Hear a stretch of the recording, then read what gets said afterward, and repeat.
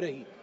हम सब भारत के बच्चे यहाँ बैठे हैं और यहाँ तकरार दो पक्षों के बीच इसको लेकर हो रहा है कि क्या भारत का एक पक्ष मुसलमानों के अधिकार को छीन लेगा, क्या भारत का एक पक्ष मुसलमानों को कहीं ना कहीं डरा रहा है, क्या मुसलमान आज भारत में सिमट कर रह रहा है।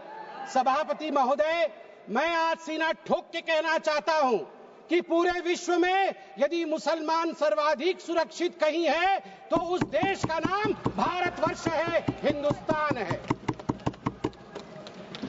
मैं एक छोटी सी कविता पढ़ना चाहता हूं गया प्रसाद शुक्ल स्नेही जी का। किसी को नहीं बनाया दास, किसी का किया नहीं उपहास, किसी का छीना नहीं निवास, किसी को दिया नहीं त्रास, वही हम है भारत संतान, वही हम है भारत संतान।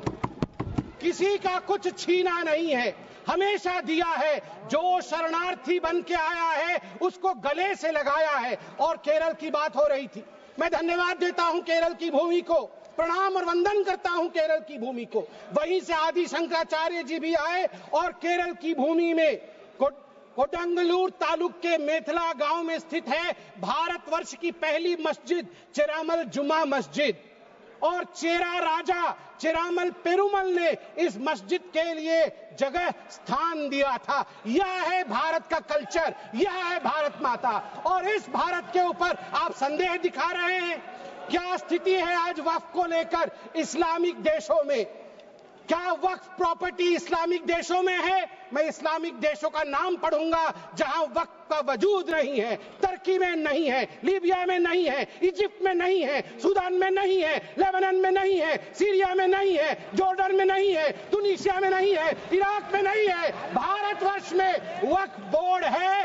वक्फ प्रॉपर्टी को कानूनन सुरक्षा, लीगल प्रोटेक्शन दिया गया है। उसके बाद भी हंगामा क्यों है बरपा? उसके बाद भी हंगामा क्यों है बरपा? मैं पूछना चाहता हूं, क्या गुनाह है मोदी जी का? क्या गुनाह है हमारा? हमारा गुनाह सिर्फ इतना है कि हम सबका साथ चाहते हैं, हम आगा खानियों का साथ चाहते हैं, हाँ हम बोहरा समाज का साथ चाहते हैं, हम पसमानदा समाज का जो पिछड़ा वर्ग है मुसलमान समाज में उसका साथ चाहते हैं, हाँ हम चाहते हैं महिलाओं का रिप्रेजेंटेशन और प्रतिनिधित्व हो। क्या ये गलती है? क्या मोदी जी गलती कर रहे हैं? आप बताइए। हम सबका विकास चाहते हैं, हम चाहते हैं वक्फ औलाद के अंतर्गत जब आपकी फैमिली लाइन समाप्त होती हो उस समय अगर एक बेवा हो, उस समय यदि तलाकशुदा महिला हो, उसको नजरअंदाज करते हुए किसी भी कीमत पर प्रॉपर्टी जो है वो वक्फ पे पास नहीं जानी चाहिए। ये अगर मोदी जी सुरक्षित महिला को सुरक्षा दे रहे हैं, सुनिश्चित कर रहे हैं, तो किसी को क्या दिक्कत हो रही है? मैं यहां कहना चाहता हूं, जहां तक दान, क्योंकि वक्फ का मतलब दान होता है और हर धर्म में, मेरी बहन अभी सिख धर्म के विषय में बता रही थी मंत्री जी, और 2025 में आपको जान के आश्चर्य होगा, अभी माननीय गृह मंत्री जी ने बताया लीज रिकॉर्ड 0 और आमदनी 9.92 करोड़ रुपए मात्र। उस समय 2006 में 162 करोड़, और जब ये डिबेट हो रहा है तो 9.92 करोड़।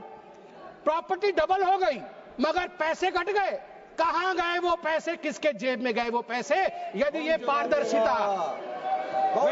वैसे सभापति महोदय, मुझे एक बात में संशय है, मुझे लगता है उत्तर प्रतिपक्ष वाले ही दे पाएंगे।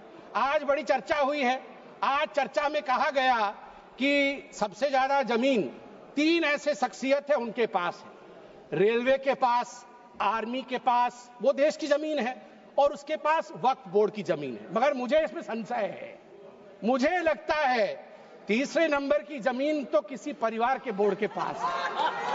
अगर सही से देखा जाए, आप ध्यान से देखिए, सही है, एक परिवार का बोर्ड है, सही है, अरे है एक परिवार का बोर्ड, उसके पास हो सकता है इससे अधिक जमीन निकले। सभापति महोदय, घंटी तो उनकी बजनी चाहिए, आप हमारी मत बजाइए। सभापति महोदय, मैं आपको, अरे मैं किस परिवार के बारे में बोल रहा हूं, आप क्यों विचलित हो रहे हैं? वो उधर हैं, उधर हैं। अब आप चिंता मत करें, उधर हैं, आपको नहीं। हाँ, उधर उधर उधर उधर आप भी जानते हैं किधर हैं, उधर हैं। चलिए अब वक्त पे आइए। देखिए जो ये संशोधन हुए इसमें एक बहुत महत्वपूर्ण प्रावधान है कि लंबे पेंडिंग लिटिगेशंस ये नहीं होने चाहिए। मैं आपको एक आंकड़ा देता हूं, लंबे समय तक चल रहे कानूनी मुकदमे जो पेंडिंग लिटिगेशंस 2013 में 10,380 केसेस थे, जो 2025 में बढ़ करके 21,618 केसेस हो गए।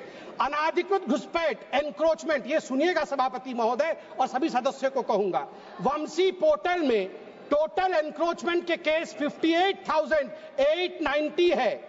इसमें से लगभग 31,999 पेंडिंग एनक्रोचमेंट है, जिसमें 9,000 मुस्लिम पार्टीज है, अर्थात मुसलमानों के जमीन पर भी अधिग्रहण का काम वक्फ बोर्ड ने किया है। इसलिए जो ये बिल के बारे में आज हम चर्चा कर रहे हैं, मुसलमान भी पीड़ित है, इसलिए बिल से संरक्षण मुसलमान को भी मिलेगा और पूरे हिंदुस्तान के सभी कौम को मिलेगा। मैं अंत में इतना ही कहना चाहता हूं कि सेक्शन 40 को लेकर आज जो कहा गया, मैं बस 30 सेकंड में समाप्त करूंगा। सेक्शन 40 को लेकर आज यहां बहुत चर्चा हुई। ये जो तर्कहीन शक्ति, इरेशनल पावर दिया गया था वक्फ बोर्ड को, खुद ही इंक्वायरी करते थे और खुद ही जमीन को वक्फ में डिक्लेयर करते थे। आज देश में 515 ऐसी प्रॉपर्टी है, उसी का शहर, वही मुद्दई, वही मुंसिफ। हमें यकीन था हमारा कसूर निकलेगा। उसी का शहर मतलब एरिया खुद ढूंढ लेंगे, वही मुद्दई वही जाके इंक्वायरी कर लेंगे, वही मुंसिफ वही जजमेंट भी दे देंगे। हमें यकीन था, जिसकी जमीन थी, हमें यकीन था हमारा कसूर जरूर निकलेगा। मगर सभापति महोदय, मैं धन्यवाद देना चाहूंगा आदरणीय प्रधानमंत्री श्री नरेंद्र मोदी जी का, हमारे माननीय गृह मंत्री जी का, किरण रिजिजू जी का, कि इन्होंने इस प्रकार के एक प्रावधान को यहां प्रस्तुत किया है जिससे देश में हम सब सुरक्षित रह सके। धन्यवाद।